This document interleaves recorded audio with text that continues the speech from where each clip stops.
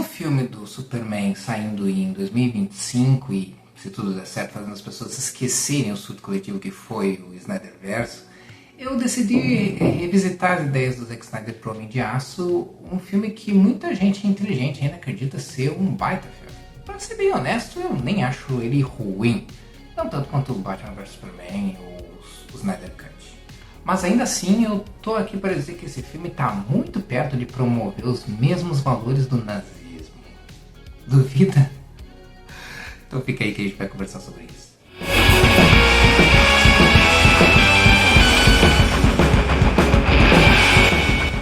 E aí galera, tudo certo? Eu sou o Algures e hoje eu vou falar sobre um filme que eu nem sou hater, na verdade, embora pareça às vezes, mas que representa tudo que me incomoda no Snyderverse, ou que me incomodava, porque graças a Deus o Snyderverse já se foi.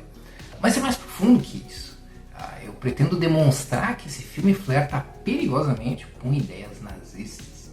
E sim, eu sei que o nazismo é aquele tipo de termo genérico, que sem o devido contexto pode ser usado para quase qualquer coisa e as pessoas usam para encerrar qualquer argumento.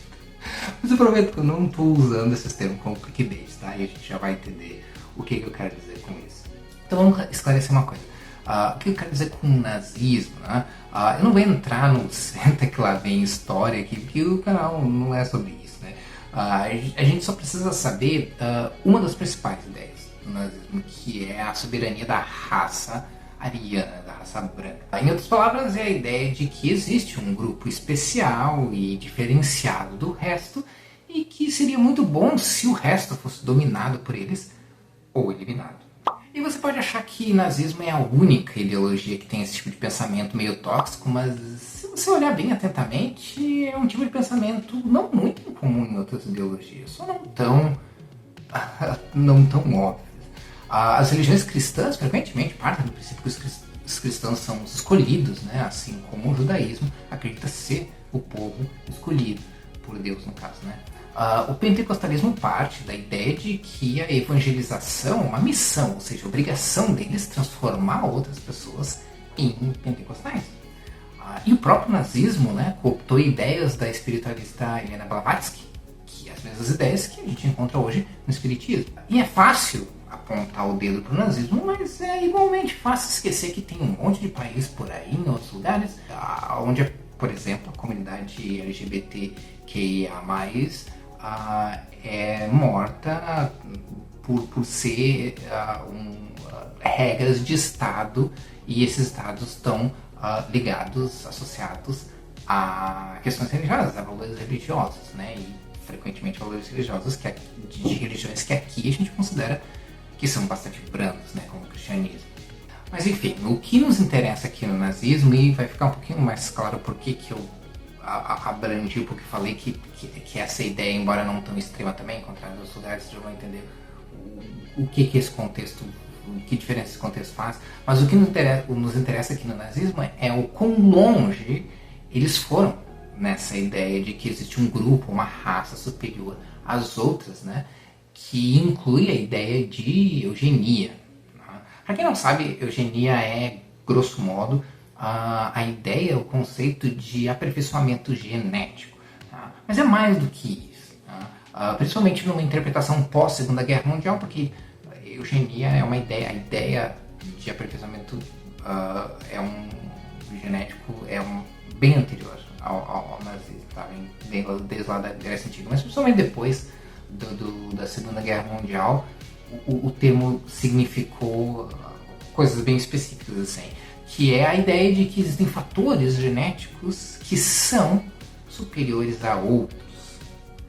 E no primeiro momento, isso não parece ser nada muito polêmico, né? Porque se a gente for parar para pensar, a gente pode argumentar que é muito óbvio que é muito melhor nascer sem um gene que provoque, por exemplo, sei lá, diabetes, ou que prejudique habilidades cognitivas. Mas o que acontece quando, ao invés do gene para diabetes, as pessoas acreditam que ter olhos azuis é melhor do que ter olhos negros? Ou que pele branca é a tom de pele superior aos outros tons de pele? O que acontece quando a gente extrapola essa ideia e começa a pensar que pessoas com genes inferiores precisam ser isolados, ou pior ainda, eliminados, para não contaminar pessoas com genes bons. Consegue ver como essa ideia foi facilmente adotada pelo nazismo? De um lado, você tem um argumento sobrenatural religioso que eles usaram, né? Que a raça ariana é a raça escolhida por um poder superior e por isso é ela mesma superior às outras raças. Né? Mas nem todo mundo vai comprar o argumento religioso, né? Tem gente que prefere uma explicação mais racional para as coisas. Então, para convencer essas pessoas, entra o argumento, digamos, científico. Né? Você parte de uma premissa que as pessoas podem apenas no primeiro momento concordar, porque a premissa em si não é algo que pareça tão perigosa no primeiro momento ou numa análise mais superficial. E acaba fazendo ele deslizar para um argumento de que certas pessoas precisam ser eliminadas porque elas possuem genes que vão impedir o aperfeiçoamento da espécie. Colocado assim, desse jeito, né? De uma forma contextualizada, parece uma armadilha bem óbvia e muito fácil de ser evitada, né? Mas a continuidade do nazismo nos dias de hoje e de outras ideologias que só têm nomes diferentes, mas têm basicamente ideias bem parecidas, mostra pra gente que no mundo real, em situações reais, no dia a dia, essa é uma armadilha muito mais difícil de perceber, muito mais fácil de cair do que se imagina. E qualquer um de nós corre o risco de cair nela. Tá, mas o que tudo isso tem a ver com o Superman e o filme do Homem de Aço? Vamos começar lembrando, né, um pouco do filme que, apesar de ser sobre um personagem bastante conhecido, toma diversas liberdades criativas, né, com o personagem. Né? Então é óbvio que eu vou dar spoiler desse filme, mas pelo amor de Deus, né, ele tem mais que 10 anos, então se vocês não assistiram ainda e vão reclamar de spoiler, tá de sacanagem comigo, né? O filme conta a história de um planeta à beira da destruição por conta de alguma terrível guerra civil, no qual o Jor-El envia o seu filho único, ainda criança, né, para a Terra para sobreviver a esse apocalipse planetário. Né? Aqui ele é encontrado por um casal de fazendeiros que o criam como um ser humano comum e, na idade adulta, ele viaja pelo mundo ajudando as pessoas aqui e ali, porque ele tem poderes e habilidades maiores do que os de outros seres humanos, e acaba sendo rastreado por Zod, né, um criminoso de guerra kryptoniano que quer reconstruir Krypton aqui na Terra. Homem de Aço é, ao menos teoricamente, sobre Kal-El tendo que escolher entre sua herança kryptoniana e terrestre, decidindo se vira, por exemplo, um ditador ou um salvador. Para aquele lado ele vai. Até aí, nada muito diferente do que seria esperado até de um filme do Superman ou de um filme de super-herói. Algumas adaptações aqui e ali, mas nada demais. Assim. O que realmente vale nossa atenção é a construção do personagem com relação ao seu planeta natal, Krypton, e o seu planeta adotivo, a Terra, que é uma coisa que nunca tinha sido muito explorada fora dos quadrinhos. Quem tem algum conhecimento sobre o Superman fora do filme do Homem de Aço já deve saber algumas coisas sobre o personagem, algumas coisas gerais sobre o personagem, né? Que ele foi criado por 2 judeus, né? E a história dele é basicamente uma nova versão da história de Jesus. Então é esperado algum subtexto religioso nas histórias, né? Às vezes sutis, às vezes bem óbvios, né? Outra coisa que os fãs podem esperar de uma história do Superman é uma das coisas que mais me agrada, na verdade, no personagem. Que é explorar a moralidade de fazer o bem, né? Exposta principalmente na pergunta que todos cínicos e muitos não fãs do Superman se fazem, né?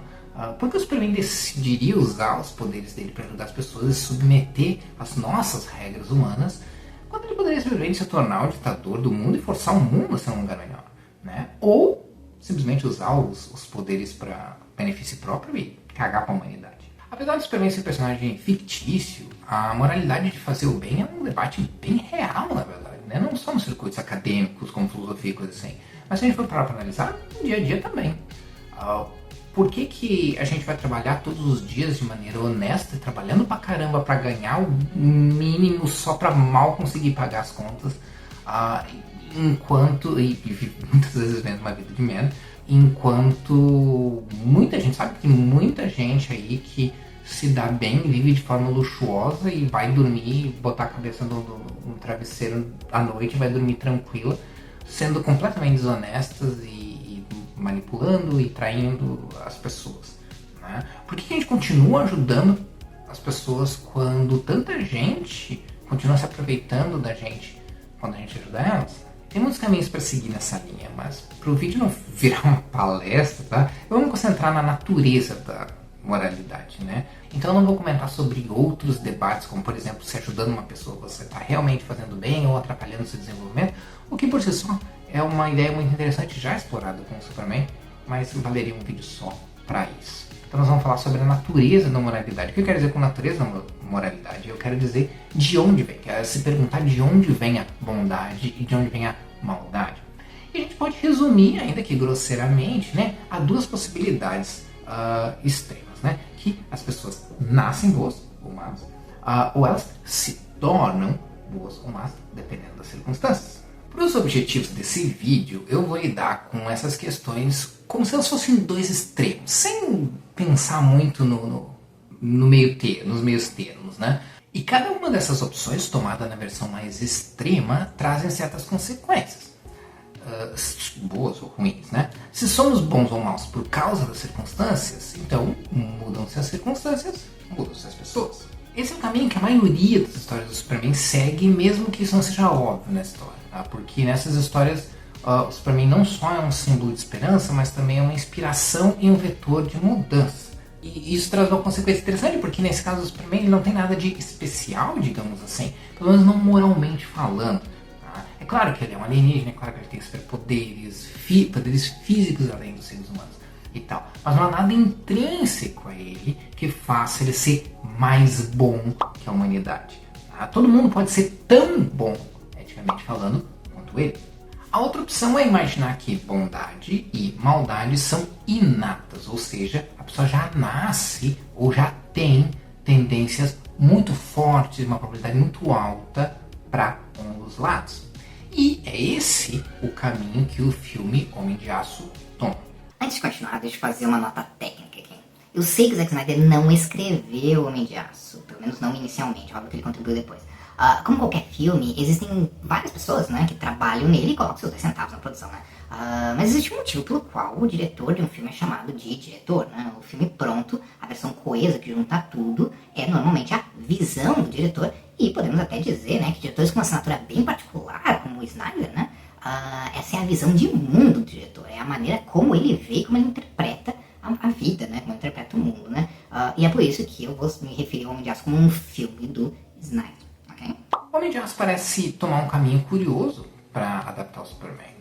O filme mostra uma humanidade completamente desesperada por um salvador, ao mesmo tempo em que é uma humanidade que não parece merecer muita redenção. A todo momento vemos pessoas desprezíveis, egoístas, alienadas ou simplesmente desinteressadas.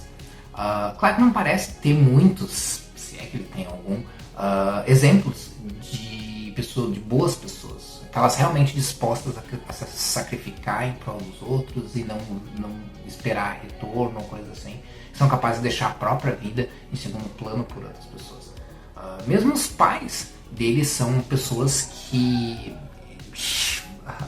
sugerem que ele não deveria ter salvado crianças em perigo, porque é melhor manter o segredo dele do que ajudar as pessoas. Então, se ele não teve bons exemplos durante a vida, ou seja, as circunstâncias não ajudaram ele a ver a humanidade de uma forma positiva, como que ele decide ser o Superman? No filme, por causa da sua herança kryptoniana. Ou pelo menos é isso que o filme nos quer fazer a gente acreditar, né? Tanto que o Jor-El, né, um pai biológico do Kal-El, é quem coloca ele no caminho de salvador da humanidade, né? E isso coloca o filme no balaio de histórias do Superman, que vê ele como um deus, né, um ser especial que tem o que outras pessoas não têm. E aí, nesse caso, a gente não está falando só dos poderes. E é até fácil comprar essa ideia se ela fica só nas alegorias religiosas. Ok, ele é um ser superior, mas em alma, digamos assim. É um ser que foi enviado à Terra com uma missão e por isso ele tem capacidades além das do homem comum, etc. Mas, para usar essas capacidades eticamente, sua ética também tem que ser além das capacidades do homem comum. E aí, tudo bem. Mas essa visão começa a navegar por águas perigosas quando, ao invés de alegorias religiosas e sobrenaturais, o filme quer basear essa pretensa superioridade de forma científica. Tá dando para entender onde eu quero chegar? O filme também inclui elementos bem específicos. Krypton é apresentado como uma civilização bastante avançada, onde a manipulação genética é algo comum. Né? Então, além do seu próprio filho, Jor-El também salva um códex que contém os remanescentes do povo kryptoniano na forma de DNA. E esse códex, ele acaba sendo, por propósitos do filme, o próprio Kal-El. Então, quando você cria a história de um cara que tem uma ética superior por causa da sua genética, o que o filme está realmente querendo nos dizer? E nota que eu não estou tirando argumentos do Fiofoque, tá? O filme cria todo o cenário para nos mostrar que o Superman não só é visto como um deus pelas outras pessoas, mas que para todos os efeitos ele é um deus. No sentido em que ele é melhor do que a humanidade, não só fisicamente, mas também eticamente. E essa me parece ser uma direção bastante estranha para seguir. Porque se a gente for parar para pensar, há uma diferença bem particular entre usar o Superman numa alegoria religiosa e torná-lo um deus, numa explicação mais científica. Porque na alegoria religiosa ainda há espaço para a visão do Superman como alguém que está aqui para inspirar as pessoas e ajudá-los a se tornar pessoas melhores. O mundo está cheio de religiões que estabelecem que a superioridade de uma entidade não é a divindade em si, mas, por exemplo, a sua sabedoria, que é algo que pode ser passado adiante. É o caso de Jesus, por exemplo, que a gente pode argumentar que é uma grande influência para o Superman.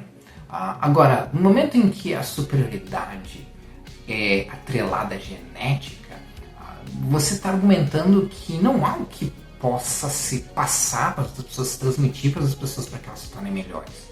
Elas são e sempre serão inferiores.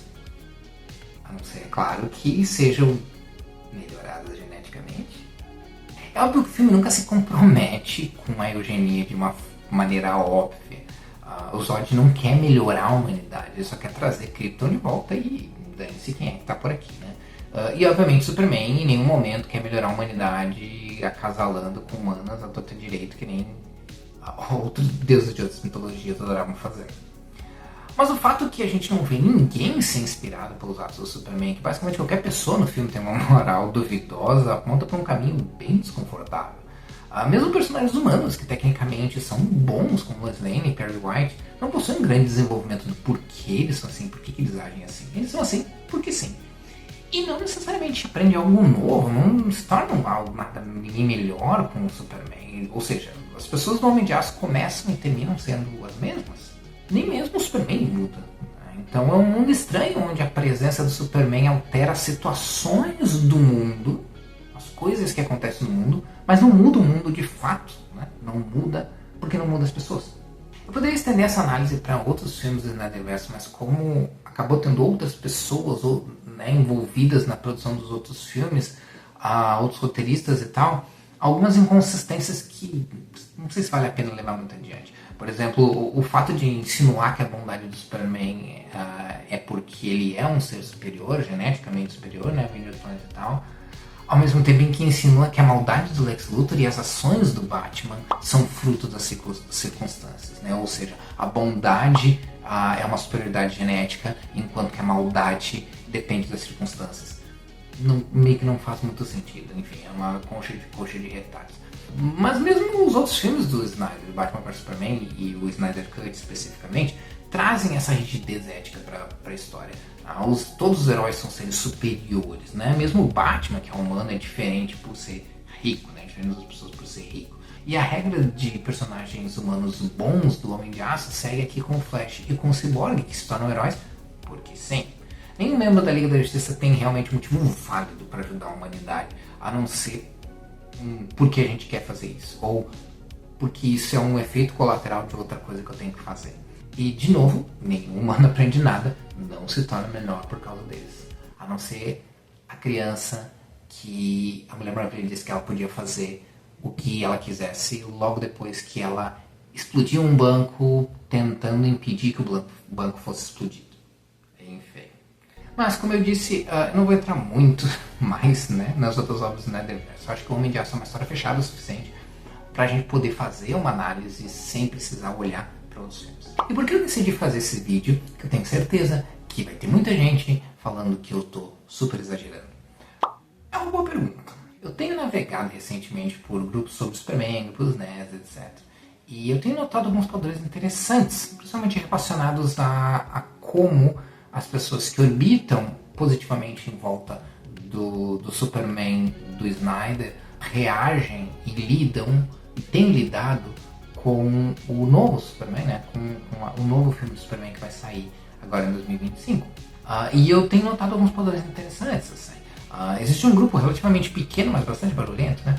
Que não consegue superar outra pessoa além do Henry Cavill como o Superman. O que no primeiro momento não tem nada de mais, né? Tipo, todos nós somos assim, né? Todos nós, tipo assim, tem gente que até hoje não supera que o Christopher Reeve não seja o Superman, mesmo coitado, já tendo morrido faz muito tempo. Então, até aí, nada demais, né? O que me chamou a atenção e o que eu acho que é curioso, assim, que é bem particular, é o argumento principal dos fãs do porquê que o Henry Cavill é perfeito pro papel. Perfeito como você se pergunta? Talvez seja porque ele é um ótimo ator.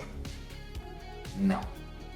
Porque até esses fãs concordam que ele não é o melhor dos atores. Então é porque, tipo assim, ele encarna todos aqueles valores que a gente está habituado com o Superman? Também não. Até porque a maioria dos fãs do Snyderverse são justamente gente que não era fã do Superman antes. Então qual que é o motivo que faz ele ser perfeito pro Superman? Ele ser fisicamente perfeito pro Superman. Percebe as entrelinhas aqui? Todos os outros contextos que não é o contexto físico, que não é o contexto da aparência, não é relevante. A única coisa relevante para ele ser perfeito pro papel é ele ser fisicamente perfeito. E eu nem vou entrar tanto assim no mérito da toxicidade do fandom do Snyderverse em geral, porque eu imagino que a maioria já deve estar familiarizada com isso, né?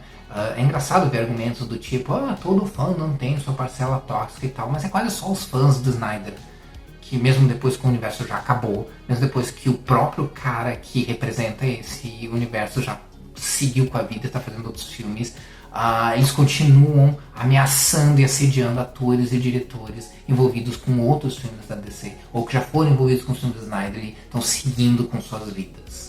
O Snyderverse criou um tipo de fandom que não é só fanático no sentido mais cultural do termo, né? Que é aquela galera que a gente tá acostumada que vai lá e discutir sobre quem é mais poderoso, o Hulk ou Superman, coisa assim, quem ganharia numa briga. É um tipo de fandom que é tão fanático no sentido social e ideológico mesmo. A gente criou basicamente uma seita em torno do Snyder. Ou melhor, em torno do Snyderverse, porque esses fãs eles não estão... Se a gente for olhar os números das obras do Snyder que vieram depois, isso mostra que esses fãs não estão nem um pouco interessados nos trabalhos do Snyder que não sejam Snyderverse. Então eles são fanáticos pelo Snyderverse, não necessariamente pelo Snyder. Você pode pensar que as linhas criativas preocupantes no Homem de Aço e o fanatismo do fã do Snyder não tem nenhuma relação, que é apenas coincidência. Aqui eu vou me dar o direito de discordar dessa visão, porque mesmo que não seja uma relação direta, eu fortemente acredito que existe alguma relação. E eu acho que elas não estão só intimamente conectadas, como meio que uma leva a outra. Deixa eu fazer outro parêntese aqui. Eu sei que tem muita gente que curte os filmes da DC, do Snyder, e que não fazem parte desse fandom maluco. Eu sei, eu mesmo acho que Homem de Aço é talvez o melhor filme do Snyderverse, e é até um filme que eu acho que teria muitos pontos positivos para discutir. Então assim, se você não é o cara o guri que sai por aí na internet ameaçando e assediando ator e diretor que não tá alinhado com o Snyder, tipo, não é de você que eu tô falando, tá? Já faz um tempo que eu ando preocupado com o estado das coisas e como as pessoas parecem estar perdendo a noção da realidade. Esse é um outro assunto, mas a gente chama essa época de pós-verdade, não é por acaso. Hoje em dia não há mais verdade, o conceito de verdade não é mais uma âncora, uma base de referência, né? A realidade ela é relativa e baseada, na minha opinião, né? A consequência disso é que, sem verdade, a mentira também se torna um conceito datado e irrelevante. O que a gente tem hoje, ao invés da busca pela realidade, é a busca por um tipo de realidade compatível com as nossas expectativas e desejos. E cada vez mais as pessoas parecem estar satisfeitas com isso. Não se trata mais de enganar as pessoas, e iludir as pessoas e fazê-las pensarem numa coisa que não é verdade. Se trata de fazer uma coisa, de convencer as pessoas de uma coisa que para elas não importa se é verdade ou não. O que importa é que é uma realidade confortável para elas. E eu nem vou entrar no mérito de se é bom, se é ruim, se é parte da evolução da humanidade, se a gente tem que passar por isso, para nós não é o caso. Mas essa mentalidade de preferir viver na ilusão confortável à realidade, ela tem consequências profundas. E a mais perigosa delas é que é muito fácil cooptar as pessoas a agirem, fazerem e se tornarem algo perigoso, quando o que importa é, na vida hoje em dia, é ser bem persuasivo e criar uma narrativa de mundo que faça você se sentir validado. E é justamente aí que ideologias perigosas se solidificam e florescem. Não é à toa que o extremismo surge em momentos em que os países estão em colapso e em que o povo está completamente desacreditado das instituições e assim por diante. É claro que um filme do Superman onde ele é uma apologia à eugenia não vai fazer as pessoas automaticamente se transformarem em nazistas, mas quando você coloca as coisas dentro de uma narrativa com um contexto que reforça aquilo que você quer dizer, é muito mais fácil fazer com que as pessoas concordem com isso, o que quer que seja. Ainda mais se você está predisposto a isso. Eu vou fazer mais um parênteses aqui, tá? Eu não estou argumentando que cultura pop, filme, games, coisas assim, violentos tornam pessoas violentas. Não estou falando isso. Tá? As pessoas são capazes de discernir sobre certas coisas. Tá? Mas esse é o ponto. Uma pessoa que está assistindo um filme de terror, ela sabe que é sobre coisas ruins. A pessoa que está jogando um jogo violento, ela não está jogando um jogo violento porque ela acha que a violência no mundo real é bom. Então existem certas nuances, é uma coisa um pouco mais complicada, complexa que eu estou falando. Se a gente pegar o grosso dos fãs do Snyderverse, você vai encontrar um perfil com características bem específicas. Pessoas que nunca, como comentei antes, pessoas que nunca gostaram do Superman clássico, porque nunca se identificaram com foco na ética do personagem, ao invés de seus feitos fantásticos e sua invencibilidade, que é a coisa que o Snyderverse foca mais.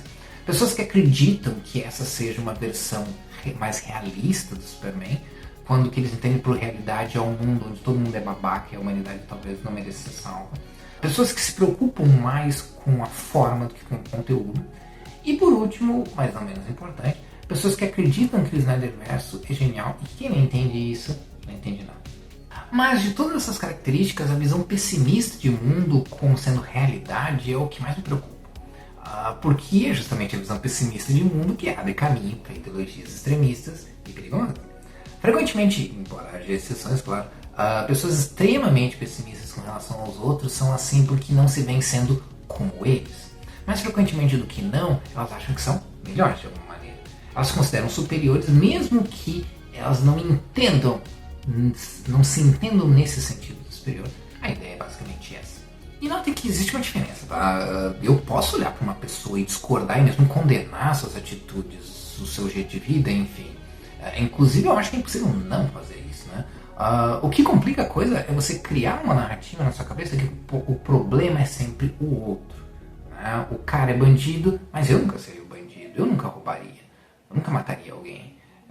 O perigo está em se colocar numa posição em que você nunca estaria naquela situação, que você é diferente, que você é melhor que isso. O perigo está em pensar que se você tem alguma coisa é porque você mereceu. Se o outro não tem é porque não se esforçou bastante. São pensamentos bastante comuns até, e parecem inofensivos, mas espero que nesse ponto do vídeo eu tenha conseguido passar a ideia de que é justamente aí que mora o perigo. O James Baldwin, o intelectual James Baldwin, disse algo que uma vez me marcou muito, assim, e eu acho que se encaixa bem aqui. Ele diz o seguinte: o amor nunca foi um movimento popular. Ninguém nunca quis realmente ser livre. O mundo é mantido unido, realmente segurado, pelo amor e pela paixão de pouquíssimas pessoas. Se não, é claro que você pode se desesperar. Caminhe pelas ruas de qualquer cidade, em qualquer tarde, e olhe ao seu redor. O que você tem que lembrar é que o que você está olhando é também você. Todo mundo que você está olhando também é você. Você poderia ser aquela pessoa, você poderia ser aquele monstro, poderia ser aquele policial. E você tem que decidir, dentro de você mesmo, não ser. O que essa frase diz pra mim, e combina com os temas desse vídeo, é que sim, ser uma pessoa boa é um ato individual, mas que só é possível tomar essa decisão individual por causa de outros, levando sua similaridade com outras pessoas em consideração. Se você não for capaz de olhar para alguém e entender que você poderia ser ela, poderia estar no lugar dela, pro bem ou pro mal, sua moral não vai ter um alicerce ou um ponto de referência real. A sua moral vai ser apenas idealizada, abstrata. Não vai ser baseada em nada tangível. E é nessa moral idealizada que mora o perigo. Porque disso para cometer atrocidades em função do bem maior e se sentir justificado, não vai muito longe. Porque como não existe uma âncora tangível, é possível tranquilamente moldar, né, justificar nossas crenças do jeito que a gente quiser. De ameaçar diretores e atores online para fazer a mesma coisa ao vivo, dependendo das circunstâncias se apresentarem, pode não ser uma distância muito grande. Pensar na moralidade, na ética, como algo separado do ser humano, pode ser muito perigoso se isso fizer você se descolar da própria humanidade. E é por isso que O Homem de Aço, para um filme que se propõe com uma visão mais realista do Superman, acaba sendo, ironicamente, o menos realista de todos. Porque quer nos fazer acreditar que a bondade pode ser geneticamente fabricada, que estamos fadados à mediocridade e se não formos de uma raça diferenciada, não há nada ou não há muito que se possa fazer. Ao invés disso, o que temos no mundo real é algo bem diferente, né?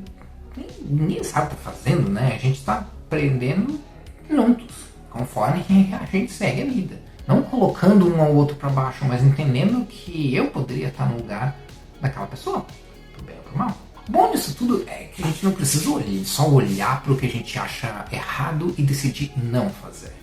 A gente pode olhar também para o que a gente acha correto e decidir fazer, decidir seguir aquele caminho. Por isso eu acredito que, mais do que nunca, a gente precisa de um Superman do jeito clássico. Eu não tive bons exemplos de figuras masculinas reais na minha vida enquanto eu estava crescendo. Eu precisei de um personagem de ficção, no caso o Superman, para ter uma boa referência masculina na infância. E eu sei que muita gente passou e ainda passa por isso, independente da geração, independente de quando nasceu ou cresceu. E eu acho muito importante pensar nesses personagens não só como produtos, mas como ideias que emergem de nós mesmos, das nossas esperanças, dos nossos desejos e das nossas preocupações. E que por conta disso desempenham um papel importante no desenvolvimento da nossa humanidade, em médio e longo prazo. Por isso eu acredito que a gente precisa mais do que nunca de um filme do Superman que resgate essa visão clássica do personagem e que fuja das ideias que foram mostradas no Superman do Snyder. A gente precisa desse Superman que não é super porque é um alienígena e tem poderes além do ser humano comum. É um Superman que é super porque, apesar disso tudo, ele ainda é capaz de olhar para qualquer um de nós e ver a si mesmo. E é bem provável, claro, que o Homem de Aço, o filme, não seja um problema em si, mas um sintoma de um problema maior. Um problema que talvez dê para explorar em outro vídeo, mas que já dei algumas pinceladas dessas questões em vídeos que eu já publiquei. E alguns podem argumentar que não foi o Snyderverse que criou um fandom tóxico, foram pessoas tóxicas que foram atraídas para o Snyderverse. O que tudo bem, é bem possível, pode tranquilamente ser o caso. A gente pode até dizer que esses paralelos com a eugenia não são propositais, eles são só acidentais e que o Snyder nem mesmo seria esperto o suficiente para fazer isso conscientemente. Mas aí a pergunta que eu faço é: se isso foi acidental, se isso não foi consciente, não faz que a coisa seja um pouquinho mais preocupante? Bom, galera, por hoje era isso. O vídeo acabou saindo um pouquinho maior do que eu costumo fazer, então se você chegou até aqui, eu agradeço muito. E você tem todo o direito de discordar aí nos comentários, tá? Se quiser, só, por favor, seja educado. E se assistiu esse vídeo sem estar inscrito no canal, se inscreve aí que em algum momento eu posto mais vídeos. Eu não vou dizer quando, eu não sei como manter uma consistência de produção de vídeos, porque minha vida é sempre uma loucura. Mas, vira e mexe, sempre aparece um vídeo por aí. Ok? É isso aí. Até a próxima.